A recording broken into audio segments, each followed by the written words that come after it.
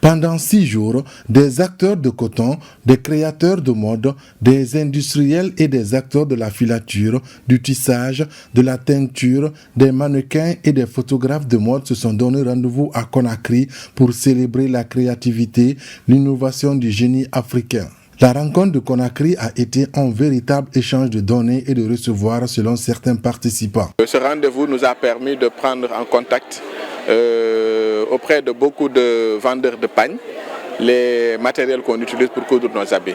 Nos ancêtres portaient de la toile d'Égypte et je le rends en douceur, puis voilà, et je change même de couleur et voilà, je les mélange avec des tissus en coton, voilà notre création. L'édition de Conakry a été un succès selon la commission d'organisation. Un pari gagné grâce à une synergie d'action de plusieurs acteurs. Globalement, on peut être fier de cette 9e édition parce que quand on prend déjà tous les feedbacks, tous les retours que nous avons des autres pays, il paraît que c'est la meilleure organisation depuis que le CITA a commencé. Nous avons tendu la main à plusieurs autres départements.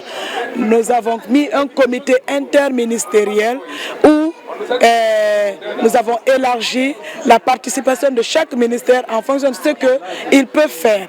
Le branding de la Guinée, ce n'est pas seulement derrière, disons, un symbole ou autre, mais c'est le savoir-faire des Guinéens qui peuvent naturellement très bien vendre la Guinée à travers ses merveilles. Aujourd'hui, il n'y a pas de subvention. L'État même à travers cet événement-là aurait pu nous accompagner, même si c'est en nous dotant vraiment de tissus de bonne qualité pour dire montrez votre savoir-faire aux différents pays qui sont là pour voir un tout petit peu de plus c'est quoi la créativité du Guinée, c'est quoi le savoir-faire guinéen. Le commissaire général du CITA a remercié le président de la transition guinéenne pour le soutien apporté dans la promotion et la valorisation du textile africain. Il a aussi sollicité l'accompagnement du colonel Mamadi Doumbouya auprès de ses pairs pour la mise en place du siège social du CITA pour permettre le rayonnement du textile africain à travers le monde.